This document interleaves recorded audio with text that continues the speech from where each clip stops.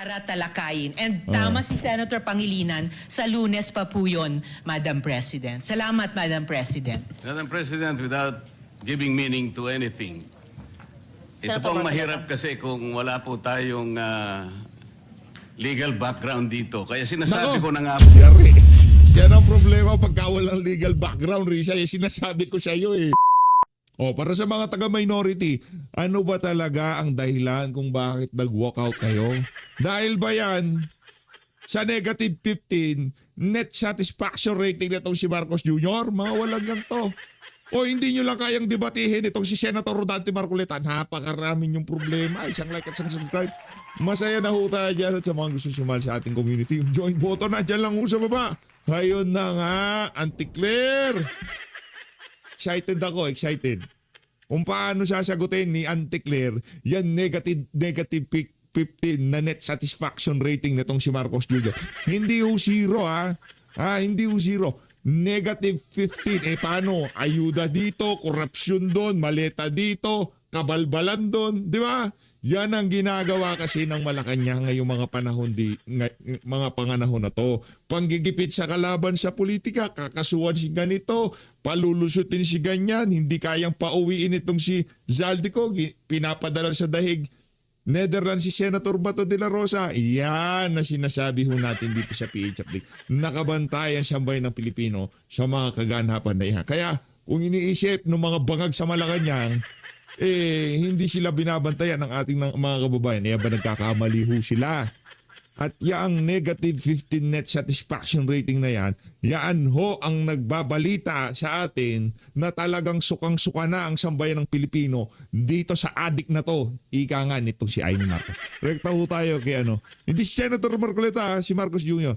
Ika nga nito si ni Amy Marcos. Game. Madam President, I would just like to reiterate Bakbakan for to, the bakbakan. record Madugo to, the madugo. proposal to amend Rule 14, Section 41, Yan. Senate session. The proposal, Madam President, is by way of an additional paragraph, Section 41C, after Section 41B of Rule 14 of the Senate Rules, which will state as follows. Section 41C, allow a senator for justifiable reasons to attend and participate in the session through teleconference, video conference, or other reliable forms of remote or electronic means using appropriate information and Yan. communication technology. I so move, Madam President.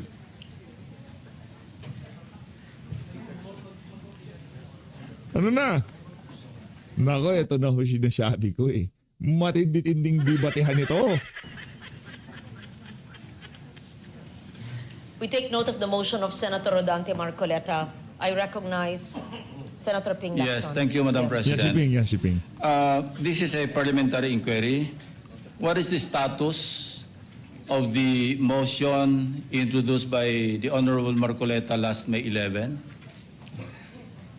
Has it been referred to the Committee on Rules? I am told that it's been referred to the Committee on Rules, Majority Leader. Okay. Yes, it has been referred to the Committee on Rules, and that's why in this particular deliberation, the Committee on Rules is giving it back to the floor for plenary action, Madam President. Thank you, Mr. President. Has the Committee on Rules been constituted? I believe that Senator Joel Villanueva is the acting Majority Leader. Yes. And would be the best position Okay. to answer Thank the you, question. Madam President. In the meantime, I recognize Senate President Cayetano. Madam Chair, with the permission of Senator Ito na ho sinasabi natin dito. Balagbag ho ito mga kababayan. Balagbag to the max. Villanueva. So the Committee on Rules is not reporting out the... No, my question, Mr. proposal. President, I'm sorry, Madam President, with your permission. My question is, has the Committee on Rules been constituted? Yes. So, Madam President, the answer there is the same answer to the question of Senator Pangilinan and former Senate President Soto, that in accordance with Section 19, is the same. They continue to function. Having said that, I was explaining that the motion of Senator Villanueva was not for the Committee on Rules to report out what was referred to them, but to return to the plenary. Because if you look at Section 136 our rules, the rules may be amended by means of a motion which should be presented at least 1 day before its consideration, and a vote of majority senators present shall be required for its approval. No. So you do not need the endorsement nor the forwarding of the Committee of Rules for the amendment of the Committee on for the amendments of the rules. So the only requirement is that it is put on the floor at least 1 day before, or the proposal is made, and that a majority of the senators present will vote for its approval. So I just wanted to clarify that, just so that Debate ho ito, maganda magdebate. Debate ito, we don't debate have any dapat. miscommunication that whether or not the Rules Committee met, who are the members, etc. Because right now that's irrelevant, because we have given back to the plenary the proposal. Yeah. Very clear. Thank you, Senate Madam President. President, Total Senator Lacson is cinema. recommended. does it mean that we are Tawa. now disregarding the committees of the Senate? So the committee chairman or the chairman of any committee, including the Rules Committee, may just report out any motion or any resolution referred to it in plenary, and then just, it is within his power to just report it out by himself without any deliberation in the committee, without any committee report. Is that the new rule now, Mr. President, Madam It President? is Madam clearly... There's no new rule. I read the rule. Yeah. Senator Lacson is referring to resolutions or Motions. communications or anything referred to the Committee on Rules. We're talking about a motion to amend the rules. We had the option of taking it up, but since everyone asked for 1 more day, it was given to the Committee on Rules. The Committee on Rules has an option to take it up, but the acting majority leader or acting chairman of the committee gave it back to plenary, and the plenary is more, how do I put it? Supreme. Supreme, thank you, Senator Lacson, over the committee. So we didn't disregard the committee. It is our choice from the start whether we want to give it to the committee or not. So when we give it, so for example, I have a motion now to to extend the session to June 12 instead of June 5. That could be given to the Committee on Rules, or upon coordination with the House, the plenary can decide it directly, or we can give it to the Committee on Rules, and after he talks to the House of Representatives, he can even report it out, or he can easily, legally, morally, just say that I am tossing it back to the plenary, which is what's happening today. So Thank it's you, not a Madam new rule. President. That is assuming that there was no referral. But in this case, and I'd like to invite the attention of the body to Journal number 62, dated May 11, 2026. And if I may read the particular portion of this journal, proposed at 6:25 p.m., the session was resumed. Proposed amendment to the rules of the Senate. Senator Marcoleta proposed an amendment to Rule 14, Senate sessions of the rules, by inserting a new paragraph C under Rule 41, which reads, A or C, allow a senator for justifiable reasons to attend and participate in the session through teleconference, video conference, or other reliable forms of remote or electronic means using appropriate information and communications technology. Now, here's the portion, Mr. President, or Madam President. While expressing no objection to the proposal, Senate President Cayetano A. suggested giving the Committee on Rules time to discuss the matter. Now, my question is, was there any discussion by the Committee on Rules? Apparently, there was none, because it's now being reported out by the acting majority leader without consultation with any of the members. And by the way, Madam President, wala pang Committee on Rules eh. I believe that it was mentioned, and I will reiterate from my understanding that there was no Committee on Rules meeting because that motion is reverted back to plenary. Madam Chair. Meaning, we are not ignoring the fact that, of course, committees must hold meetings, but this particular motion is being referred back to plenary. And may we just put on record, it says in rule or section 136, the rules may also be amended by means of a motion which should be presented at least one day, and we're complying with that, before its consideration, and the vote of the majority of the senators present in the session shall be required for its approval. I believe that is what the Senate President had explained. Evidently, Madam President, action was taken. And the action was to refer it to the Committee on Rules since the position of Majority Floor Leader was vacated. So how can the committee properly function in the absence of a committee of the committee members? As the Now, I'll Senate invite- President Madam Chair. had stated, Let me finish, there is Madam a rule President. of a continuing operations of the committee, But they while were the new head vacated, has Madam not President. Walang members ang Committee on Rules. So we cannot invoke continuity because we vacated all committees, all positions, including the members. And may I invite you to Section 24 of our rules, Madam President. The committees shall hold meetings to discuss, decide, and submit a report on all matters transmitted to them. This was transmitted to the Committee on Rules. So the committees shall hold, including the Committee on Rules, shall hold meetings to discuss, decide, and submit a report. There's no report, Mr. President or Madam President. Madam President. So we're violating our own rules.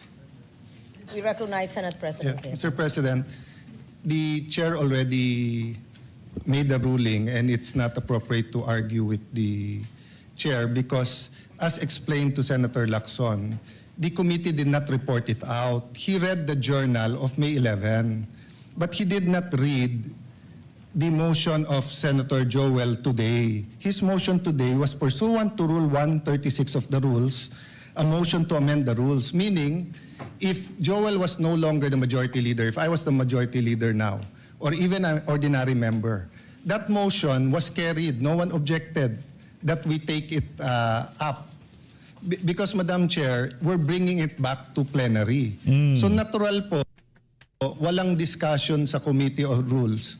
Kasi wala naman po sa rules natin na kailangan i-discuss sa Committee on Rules. We did that on May 11 so that everyone will have an opportunity to study the rule. It's a very simple amendment. So we should go to the discussion of the amendment if anyone is objecting to the amendment. But definitely, the right to propose an amendment is a right guaranteed by our rules. Senator Marcoleta has an amendment. We should go to discussing the merits or demerits of having that rule. No, yun pala, di-discuss pala. Bakit ayaw nyo? I-discuss na lang dyan. Anong committee on rules? Kung kayang pagdiskusyonan dyan, kung kayang pagtalo-talonin dyan, ilabas nyo yung mga argumento nyo. Kung bawal ba, unconstitutional ba, meron bang linalabag yung pag-amend ng rules na gustong mangyari netong ating grumpy senator. Ito si Senator Rodante Marcoleta. Mangyari kayo. You already ruled that it is proper for the plenary to take it up. So may I request or move that we, if there are any objection, we discuss their objection. I'm objecting. That's the effect of my manifestation, Madam President. I'm objecting because I'm invoking Section 24 of our rules. And as I read into the records, the journal of May 11, 2026, na-refer po ito sa Committee on Rules. And there was no discussion. Action was taken actually by this body. Then, Madam Chair, if there's an objection, may I move that we divide the House? Yan. Point of order, Madam On President. on that issue, not on the issue of whether or not the rule is good. That your issue is whether or not it's proper to take it up on the floor. The position of the majority is that there's no rule being violated. So we will vote. The presiding officer has already ruled, but the gentleman continues to object. So we have to vote on it. We're not voting on the amendment yet. We're voting on whether the amendment is proper or not. Yes, interjection, Madam President. Yes, Minority Leader, Senator Soto. we will have to support that resolution or thinking of Senator Lacson, which is we did not constitute the Committee on Rules. So what are we discussing right now? I suggest that we constitute the Committee on Rules and discuss it there. How do I know this? Ako minority leader hindi ako member ng rules. Ex officio Tumawag ba? Hindi. Ano to? Binabraso? Point of order, Madam. Okay. Ayaw nyo ba yan? Ginagawa rin nyo rin lang naman. Binraso nyo ang hearing ng Blue Ribbon. Hinostage nyo yung hearing ng Blue Ribbon. Nung ginagawa nyo, okay lang. Ay, hindi ko sinasabi ginagawa yun ng bagong majority. Divide natin ang House. Divide natin ang Senate. Hatiin natin sa dalawa. Mga siraulo at yung mga para sa sambayan ng Pilipino. Chairman. Where in the rules does it say that an amendment has to pass the Committee on Rules? Section 24, Madam President. Anong sabi po sa Section 24? The committee shall hold meetings to discuss, decide, and submit a report on all matters transmitted to them. Madam And this- Chairman, that's thank not you. the rule. The rule Yes. is 136. 136. Can you So- please, for the third time, may we request the Senate President to read into the The record rules Rule may be amended 136. by means of a motion which would be presented at least one day before its consideration, and the vote of the majority of the senators present in the session hall shall be required for its approval. So I respect their objection. But how do we determine objections in this Senate? We vote. So if there is an objection, they have already explained their position. We have explained our position. I move that we divide the House, Madam Chair. May I, Mr. President? We are several members of the minority here, and only Senator Lacson has spoken. Why are we railroading this process, Mr. President? I have a Chair. number of issues that I'd like to raise regarding this motion, Mr. President. They are citing Section 136, assuming, for the sake of argument, that their position is correct. The second paragraph, Mr. President, says the rules may also be amended by means of a motion, which should be presented at least one day before its consideration. We submit, Mr. President, that the earlier motion that was entered or was referred to the Committee on Rules. This is a new motion, Mr. President. correct. And therefore, we have to take consideration of the one-day requirement before we can act on it, Mr. President. And that should be, if not tomorrow, because we don't have any session tomorrow, that should be on Monday, Mr. President. Madam President. Again, let me reiterate. The rules may also be amended by means of a motion, which should be presented at least one day before its consideration. We submit that the motion that was mentioned. Natotorete na to. Magdilig ka na lang kasi ng pechay. Ito talaga si Kiko Mamayang gabi, sabay kayo nitong si Sharon, itong pichay mo, didiligan. Siya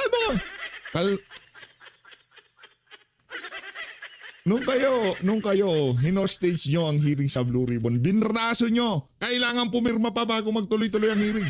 Ito rules lang, nag-iiyakan kayo. Mga hinayupak na to. Kakapal na mukha Last nyo. May 11 was referred Yes. to the Committee on Rules. Oh, This iyakin. is a new motion, Mr. President, that is being presented on the floor, which requires that it be presented one day before it is considered. And therefore, we have to consider this motion on Monday, Mr. President. Madam As President. explained by the acting majority leader, the motion of Senator Marcoleta has been brought to the plenary, and Referred. both the majority and the minority had mentioned Rule Section 136, and it says that the vote of the majority of the senators present in session shall be required for the Madam approval. President. I believe that this rule has been mentioned more than 5 times. Madam President. I may- believe also that the interpretation of the rule is different. So I take note of the manifestation of Senator Pangilinan. may, Mr. President, if I may just continue, Mr. President. All in previous Senator If we- Lacson if- actually has the floor. Yes, with the I still have permission the of floor, Senator yeah. Lacson. Senator Lacson has the floor. But May when- we continue with the manifestation of Senator Lacson? Bida-bida kasi itong si Boy Pichay, pambihira talaga. And then after him, he will yield to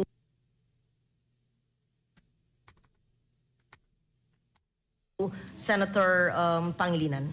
Madam President, the invocation of the Senate President of Rule 136 is premised on the assumption that there was no action taken. But we took action. We referred it to the Committee on Rules. So Section 24 now applies, Madam President.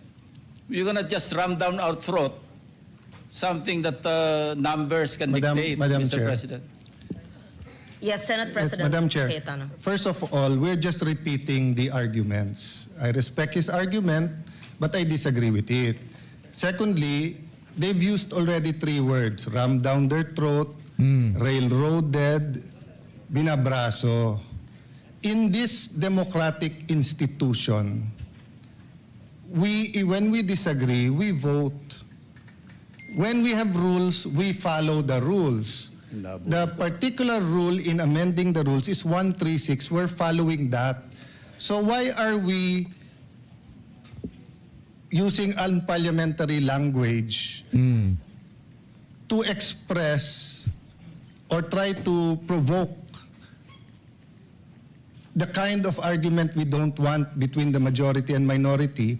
You have your opinion, we respect that, we have our opinion. So how do we resolve that? By Voting. voting. Now, Yan. if you think we violated the rule, then go to court. But we do not think that we violated the rule. It is very clear. So my point of order, Madam Chair, they're out of order by insisting that there's another rule except for 136. So I move that we vote on it, Madam Chair. We divide the House. Objection. Objection. If there's an objection, then we vote. So may we proceed with the President. vote, Madam President? Mr. President, I was earlier, it was the manifestation of the presiding officer, Lumalalim. the Madam Chairperson, that Lumalalim yung mga sugat sa sina. Demokrasya na ako.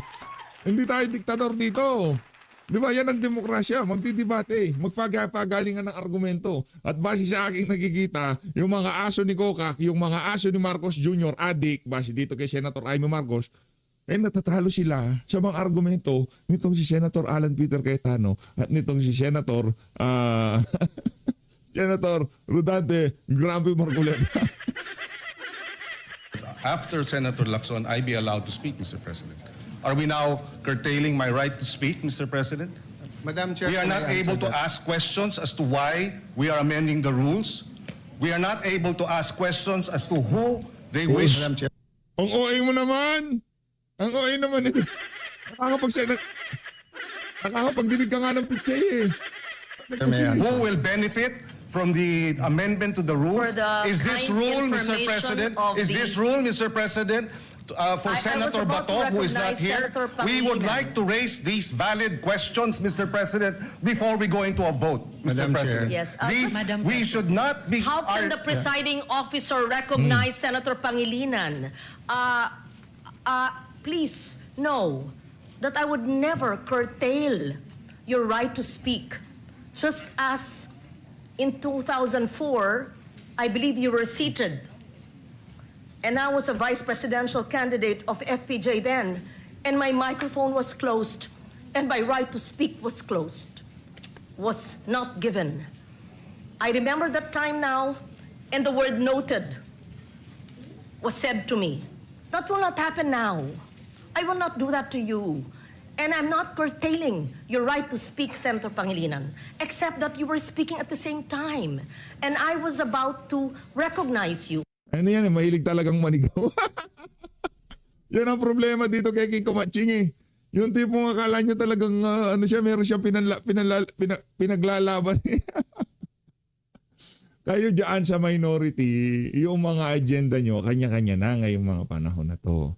Kumbaga, kung ano man ang usapin dyan sa Senado, kanya-kanya kayo ng agenda. Meron para doon sa mga kumita sa flood control, yung mga di umanong direktang kumita. Meron naman diyang iba, gusto nilang pumwesto sa 2028. Kaya pagkatapos ng lahat ng to, magkakalaban kayo. Pero itong mga nasa majority, ang ating sigurado dito, kapakanan ng sambayan ng Pilipino, ang kanilang itinataguyod dyan sa Senado. Oh. Because Senator Lacson had the floor.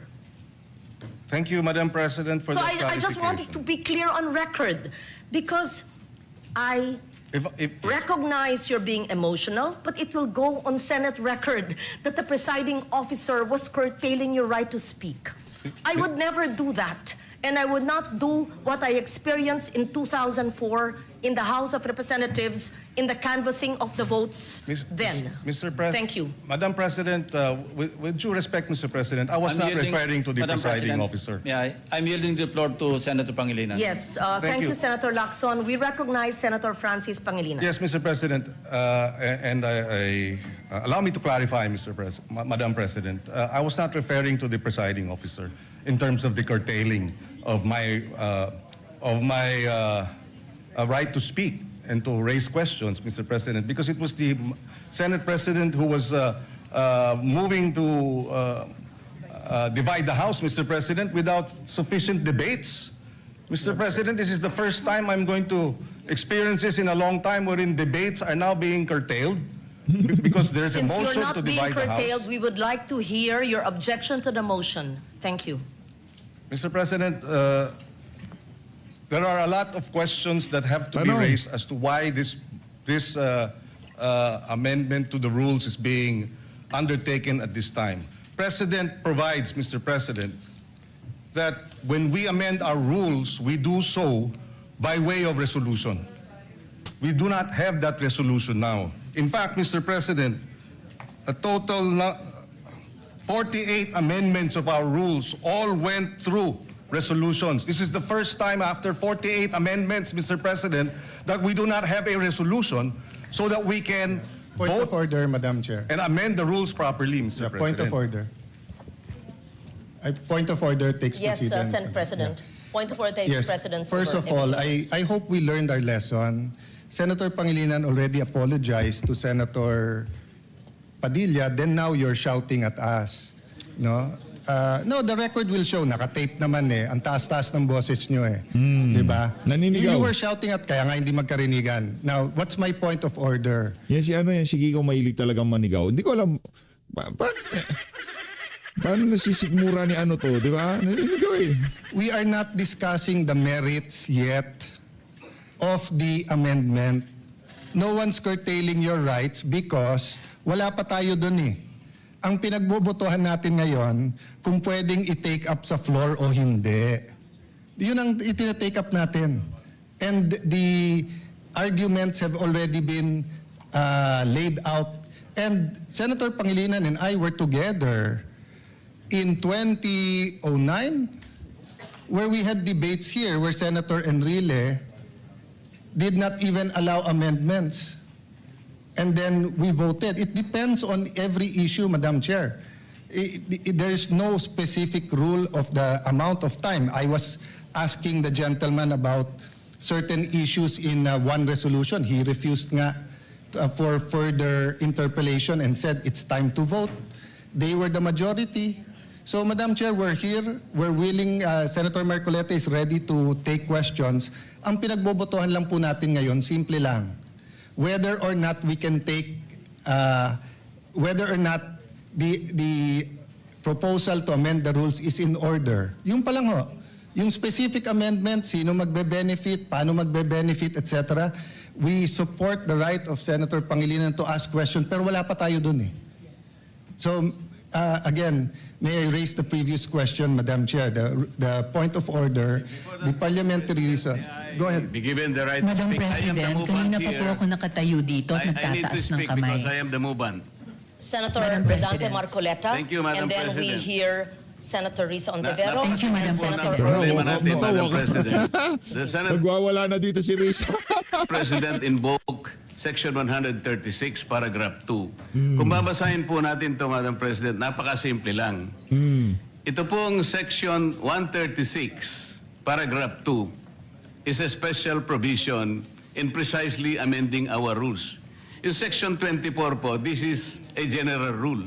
Kung mapapansin po ninyo, it presupposes that it will take up all the bills referred to that committee. General po yung function niya. 136, second paragraph, is a special provision. Sa principle po ng batas, yun pong special provision takes precedence over a general provision. Yan. Yun lang po, basahin po ninyo. Hindi nga po, it will not even take Sendante, pagsalatiin mo na yung si Risa Hontiveros, magwawala na one day siya. because this is not a new motion. Kung mapapansin nyo, ni-reiterate ko lang po ito eh. It was already moved last May 11 pa po. So that is even more than one day. So who is talking about one day here? Ang pinag-uusapan po natin, unless we respect Section 136, ang linaw-linaw po, it talks about the rules may also be amended. Diretso po ito eh. So this takes precedence over Section 24. Simpleng-simple lamang po ito eh. Madam President. Thank you, Senator Marcoleta. We recognize Senator Risa Ontiveros. Salamat, Madam President. Meron din po akong substantive na interpellation sa motion Ito, index card. Index card. Hawak niya yung index card. Hawak ko ang index card. Hawak ko ang index card. Nasa yung chief of staff mong pangit. Napakaharsh mo, PH, ha? The joke lang. Maganda siya. Go. ngayong araw Hindi na kayo mabiro. na nire-raise Sabi o itatalakayin ni Senator Marcoleta yung text na pinamudmod ni Senate President sa atin ngayong hapon. Pero una, gusto ko pong segundahan yung sinabi ni Senator Pangilinan. Bagong motion ito, Madam President. Bakit po? Sa ilalim ng Section 24, ni-refer yung unang mosyong binanggit ni Senator Marcoleta noon sa Committee on Rules. Ngayon kung sasabihin na ibinalik yung mosyong iyon, yung unang mosyon ni Senator Marcoleta sa plenary, sino ang gumawa nun? Dapat ang Committee on Rules na initiate na Hindi naman abogado. Huwag makipag... Yan ang problema dito kay kay Rize. Hiling makipagtalo sa mga abogado. Madam, pagdating sa mga rules na ganyan, saka mo na kami bidahan pagka hindi ka na pagbibintangan ng kung ano-ano dyan, ha? na po ang prosesong iyon alinsunod sa Section 24.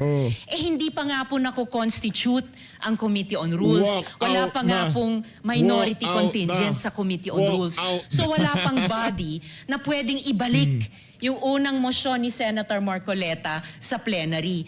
Kaya Walk ko sinusugundahan ang sinabi ni Walk- Senator Pangilinan. Ito pong mosyon Let's na go. gustong Let's talakayin ni walk out Senator together. Marcoleta at pinamudmod ni Senate President Mga ano pala mga iyakin eh. Mga iyakin pala eh. Oh. sa atin. Walang iyakin, bawal iyakin. Bagong- Madam, walang... Apaka-iyakin nyo talaga kayo dyan sa minority. Tigil-tigilan nyo yan. Hindi nyo maliligawan na sambay ng Pilipino sa mga kabalbalan nyo na yan. Motion po siya. Kung kaya't nag-a-apply po ang Rule Section 136 na kailangan bigyan ng isang araw pa pagkatapos ito i-move para talakayin. And tama si Senator Pangilinan, sa Lunes pa po yun, Madam President. Salamat, Madam President. Madam President, without giving meaning to anything, ito Senator pong Marcoleta. mahirap kasi kung wala po tayong legal background dito. Kaya sinasabi ko na nga Yari. Yan ang problema pagka walang legal background, Risa. Sinasabi ko sa iyo eh. Yan ang problema eh. Wala ka kasing legal... Kaya siguro nag-walkout si Risa. Nagmaktol na parang brat. Walang legal background eh. po, hindi po bagong motion ito eh. Hindi siya bagong motion. Kasasabi ko lang po, May 11, minub ko na po ito eh. Sino po magsasabi na bagong motion? point of order. Point of order. Ad hominem. Isa pa to. Sinasabi ko lamang po, ang sinasabi ko lang, kanina ko po sinasabi. Hindi po tama yun. Wala kang legal background. Isa ka pa. Eric Sylvester. Punta ka ng Amerika. Yes, Kasama niya Pwede po ay ba? walang Wala. alam sa batas. Wala na. Sarado na Senado. Ayun na nga mga kababayan. Sarado na ho ang tindahan ni Aling Nena. So guys, yan ang ating pinakaabangan. Bakbakan sa Senado. Alam ko naman, ayun lang hinihintay nyo kasi tayo ay demokrasyong bansa. Pagka sila ang nang-hostage sa mga hearing, nanggigipit sa mga, di ba? Ayan, rules yan. Dapat sundin natin. Pero pagka sila na napunta doon sa sitwasyon, adominin. Wala ka kasing legal background, Sir Risa. Yan ang problema sa iyo. So, guys, ingat ako lahat. Balagbag. Balagbag PH. Oy, mag-subscribe kayo sa Balagbag PH. Balagbag PH. Yung next channel natin, nabibisi tayo. Balagbag PH talaga yan, sigurado.